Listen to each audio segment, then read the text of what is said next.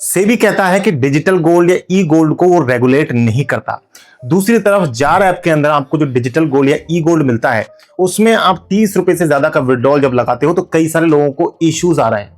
साथ में आपको जार ऐप के अंदर सेम डे सेम टाइम पे गोल्ड खरीदना तो महंगा पड़ता है और गोल्ड बेचने की जब बात आती है तो मार्केट प्राइस से सस्ता बेचना पड़ता है। साथ में जार ऐप को 5 से 6 साल काम करते हुए हो गए हैं और इसका कई कई बड़े बड़े सेलिब्रिटीज भी ऐड क्यों कर रहे हैं। आज की डेट में 2026 में जार ऐप की क्या हकीकत है, क्या इसकी सच्चाई है, बाइंग सेलिंग प्राइसेस में डिफरेंस क्यों है, जीएसटी कितना लगता है, टीडीएस कितना लगता है, यहां पर आपको गोल्ड में इन्वेस्टमेंट करने पर प्रॉफिट कब होगा, किन सर्कमस्टेंसेज में होगा, इनकी कस्टमर केयर सर्विस कैसी है, विड्रॉल में क्यों इश्यूज आ रहे हैं, मेंबरशिप कार्ड क्या है, नए नए फीचर्स के बारे में आज हम एक नया लेटेस्ट रिव्यू लेकर के आए हैं। बात करते हैं, वीडियो को स्टार्ट करते हैं। मेरा नाम है विकास मीना, आप देख रहे हैं डीमैट डाइव। तो गाइस 8 नवंबर 2025 को सेबी ने एक सर्कुलर जारी किया था जहां पर उन्होंने कहा था कि हाँ, गोल्ड की कुछ इन्वेस्टमेंट फॉर्म्स हम रेगुलेट करते हैं, जैसे कि गोल्ड के म्यूचुअल फंड्स है, गोल्ड के ईटीएफ्स हैं और एक ईजीआर भी होता है, वो भी गोल्ड का एक प्रोडक्ट है, वो सब हम यहां पर रेगुलेट करते हैं। लेकिन इन चीजों में इन्वेस्टमेंट के लिए आपको डीमैट अकाउंट क्रिएट करना होगा, आपको एक्सचेंज के थ्रू ये चीजें सेल और बाय की जा सकती हैं, तो डीमैट अकाउंट के थ्रू ही आप वो काम कर सकते हो। लेकिन जो ई प्रोडक्ट्स हैं, जो ई गोल्ड है, इलेक्ट्रॉनिक गोल्ड या डिजिटल गोल्ड है, ये जो चीज है इसे सेबी या आरबीआई कोई भी गवर्नमेंट बॉडी रेगुलेट नहीं करती है। लेकिन जार ऐप, इसके अलावा गुल्लक है, इसके अलावा गोल्डलेन है, स्पेयरेट है, बहुत से दूसरे नए प्लेटफॉर्म्स डिजिटल गोल्ड या ई गोल्ड आपको ऑफर कर रहे हैं। साथ में सेबी ये भी कहता है कि अगर ई गोल्ड या डिजिटल गोल्ड में किसी इन्वेस्टर को कोई लॉस होता है तो उसके लिए कोई भी इन्वेस्टर प्रोटेक्शन मैकेनिज्म नहीं है जिसकी थ्रू हम आपकी मदद कर सके। कहने का मतलब यह है कि अगर किसी ने ई गोल्ड या डिजिटल गोल्ड में पैसा लगाया है इन ऐप्स के थ्रू, तो आपका अगर पैसा फंस जाए तो सेबी या आरबीआई या इंडियन गवर्नमेंट किसी भी तरीके से आपकी कोई मदद नहीं कर पाएगी। अब ऐसे में जार ऐप को 5-6 साल हो गए हैं, हमने कई सारे वीडियोस भी इसके ऊपर किए हैं, हमने कई सारे कस्टमर रिव्यूज को हमने पहले भी पढ़ा है। अब इन्होंने एक नया फीचर ये लेकर के आए हैं सर्विस रिलेटेड। अगर आपका पैसा फंस जाता है, अगर आपको ट्रांजैक्शन में कोई प्रॉब्लम आ रही है, यानी कि पैसा फंसने का मतलब ये नहीं है, इनके बिजनेस प्रैक्टिसेस जो है वो काफी ऑथेंटिक हैं, इतने सालों से काम कर रहे हैं, लेकिन फिर भी कई बार कुछ लोगों को ऐसा इशू आता है कि पैसा डिले आ रहा है, टाइम से आ रहा है या कोई टेक्निकल प्रॉब्लम है, तो उसके लिए इन्होंने चेक फॉर इश्यू का एक ऑप्शन रखा है। मैं यहाँ पर आपको स्क्रीनशॉट दिखाऊंगा। इस हेल्प एंड सपोर्ट के ऑप्शन में जाकर के आप ये चेक फॉर इश्यू पे क्लिक कर सकते हैं। ये आपका ऑटोमेटिकली आपके जो ट्रांजैक्शंस उनको चेक करेंगे, उनमें कोई इशू तो नहीं है वो आपको बताया जाएगा। अगर कोई इशू नहीं मिलता है तो वेल एंड गुड है, अगर आपको कोई इशू मिलता है तो आप सबसे पहले तो खुद से ऑटो चेक कर सकते हो। अगर कोई इशू मिलता है तो आपको वहां पर फिर चैट करने का ऑप्शन यहां पर दिया जाता है, जिससे आप चैट करके अपनी प्रॉब्लम जो है वो उनको रजिस्टर करवा सकते हो। तो ये तो कोई कस्टमर सर्विस की बात, यानी कि अगर आपको ट्रांजैक्शन रिलेटेड कोई प्रॉब्लम आ रही है तो उसका इन्होंने मैकेनिज्म बना रखा है, इनका सेल्फ प्रोटेक्शन मैकेनिज्म है, जिसके थ्रू आप आपकी सर्विसेज को जो है वो, अगर आपको कोई इशू आ रहा है तो उसको चेक करवा सकते हो, उसकी अपनी सर्विसेज को रिजॉल्व करवा सकते हो।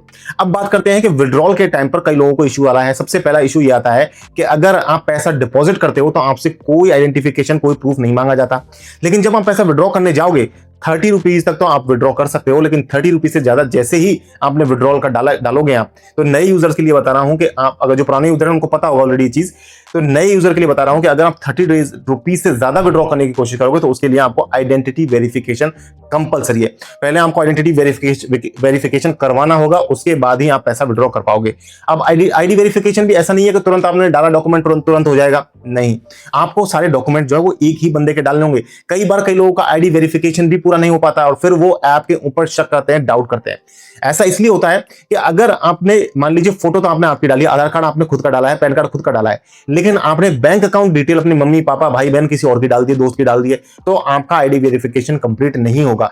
बिल्कुल एक डीमैट अकाउंट की तरह, एक बैंक अकाउंट की तरह, जिस तरीके से एक ही बंदे के सारे अकाउंट, सारे डॉक्यूमेंट्स लगते हैं, वैसे ही आपको एक ही बंदे की सारी डिटेल, एड्रेस, नाम, Aadhaar card, PAN card, mobile number, कोशिश कीजिए मोबाइल नंबर भी आधार कार्ड और पैन कार्ड से अगर जुड़ा हुआ है तो बहुत बेहतर होगा।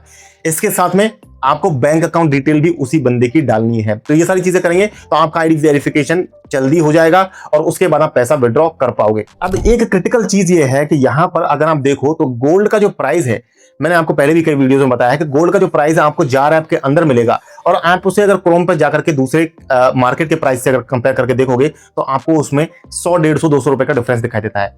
ये होगा पहली चीज, यानी कि अगर आप यहां पर गोल्ड खरीदते हो तो मार्केट के प्राइस से आपको महंगा पड़ेगा।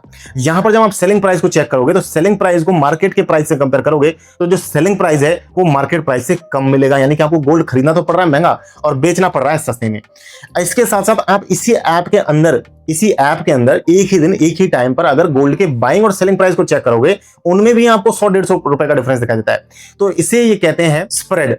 स्प्रेड का मतलब डिफरेंस है दोनों एप्स एक ही ऐप के बाइंग और सेलिंग प्राइस के बीच में। अब इसका ये रीजन क्यों देते हैं, मैं आपको क्या रीजन देते हैं मैं स्क्रीनशॉट दिखाऊंगा। ये कहते हैं कि ग्लोबल सिनेरियोज की वजह से या मार्केट फ्लक्चुएशंस की वजह से इन चीजों में डिफरेंस आता है। करंटली जो डिफरेंस है जार ऐप के अंदर 5.7% का चल रहा है। 5.7% काफी बड़ा नंबर हो जाता है बाइंग और सेलिंग प्राइस के अंदर। अगर आपको 6% का डिफरेंस देखने को मिल रहा है तो काफी बड़ा नंबर है।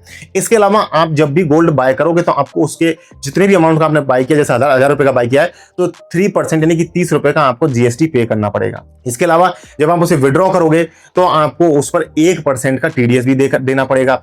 अब कुल मिलाकर के कितना हो गया ये 5.7 + 3 + 1 ये हो गया आपका 9.7%, यानी कि अराउंड 10% हो गया। अब मान लीजिए आपने 1000 रुपए का गोल्ड लिया है और अगर वो गोल्ड का प्राइस सिर्फ 1050 पड़ा है और आपने सेल कर दिया तो उस केस में आप 50 रुपए के लॉस में रहोगे, क्योंकि 100 रुपए की तो हमने टोटल चार्जेस ही पे कर दिया 1000 रुपए पर। तो अब जब गोल्ड का प्राइस 1100 रुपए से ऊपर जाना स्टार्ट होगा तो 1100 रुपए पर आपका ब्रेक इवन रहेगा। 1100 रुपए से जब ऊपर गोल्ड का प्राइस जाना स्टार्ट होगा उस केस में आपका प्रॉफिट होना स्टार्ट होगा। तो 1100 रुपए तो बेस लाइन है, 1000 रुपए का गोल्ड डाला है, 1100 रुपए उसको होने दो, उसके बाद में आपका प्रॉफिट चालू होगा। उसके बाद आप जितना रुकोगे जितना ज्यादा प्राइस बढ़ेगा वो आपका प्रॉफिट है। पहले एक बार मेंबरशिप कार्ड के बारे में बात कर लेते हैं, उसके बाद में बताऊंगा कि मैंने भी इस ऐप को यूज करके देखा, मेरा पर्सनल एक्सपीरियंस इस ऐप में क्या रहा है। तो देखिए मेंबरशिप कार्ड इन्होंने एक नया ऑफर लॉन्च किया है। इसमें ऑफर मतलब कुछ नहीं है, एक कार्ड है, एक तरीके का कार्ड है जो वर्चुअली आप इस ऐप के अंदर देख सकते हो, डाउनलोड कर सकते हो, अपने रिकॉर्ड के लिए रख सकते हो। इसका पर्पज सिर्फ यही है कि आपकी सेविंग्स को ऑथेंटिकेट करने के लिए कार्ड है। अगर आपने कार्ड डाउनलोड करके रखा है तो उसमें पता चलेगा कि आपकी सेविंग्स इस ऐप के अंदर है। जैसे आप बाई चांस ऐप को डिलीट कर दो, मोबाइल चेंज कर लो, उस टाइम पे आप भूल जाओ, अगर 100, 200, 500 रुपए अगर कम अमाउंट इन्वेस्ट कर रखा है तो शायद हो सकता है भूल जाए, तो उस केस में ये कार्ड आपके काम आएगा।